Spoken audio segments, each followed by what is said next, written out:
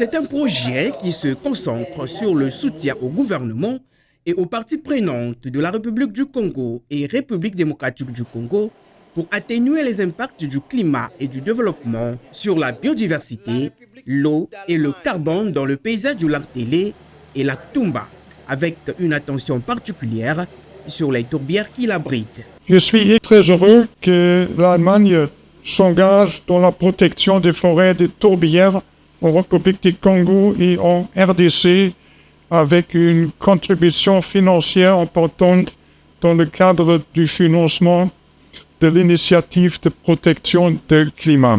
Le projet est coordonné par le PNUE, Programme des Nations Unies pour l'environnement, bénéficiaire de la subvention en collaboration avec le Fonds des Nations Unies pour l'alimentation et l'agriculture, FAO, partenaire de mise en œuvre sous l'égide des ministères en charge de ces questions des deux Congos. Le système des Nations Unies travaille avec les gouvernements et les partenaires techniques et bailleurs des fonds, ainsi que les acteurs de la société civile au niveau national et international pour promouvoir la gestion durable des écosystèmes forestiers et aquatiques du bassin du Congo. Cela afin, entre autres, de 1. Faire avancer le développement durable, 2. Renforcer la gouvernance environnementale, 3. Promouvoir et améliorer la conservation de la biodiversité,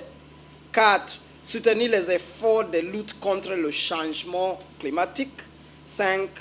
Garantir la sécurité et la durabilité des moyens d'existence et des économies.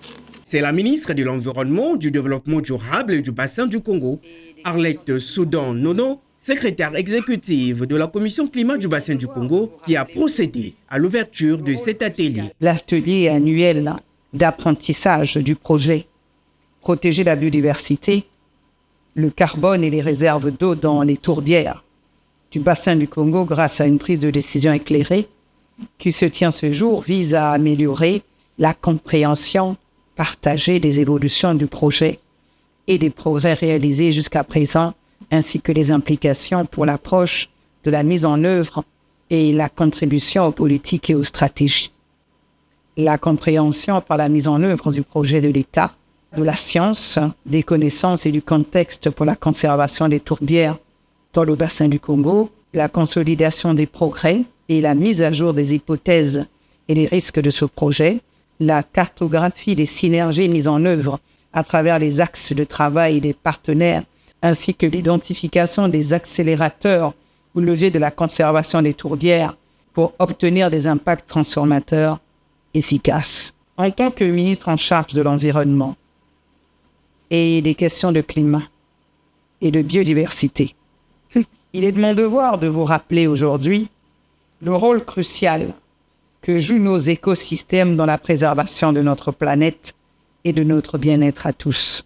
Les écosystèmes sont les fondations de notre existence. Ils fournissent l'air que nous respirons, l'eau que nous buvons, les aliments que nous consommons et régulent le climat.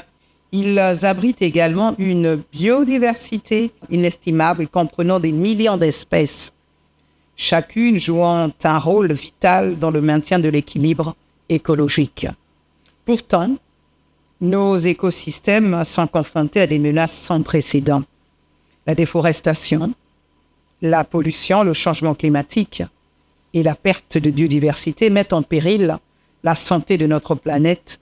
Les deux pays représentés au cours de cet atelier ont signé en 2018 un accord de coopération pour formaliser leur engagement à protéger, conserver et gérer durablement les tourbières qu'ils ont en partage.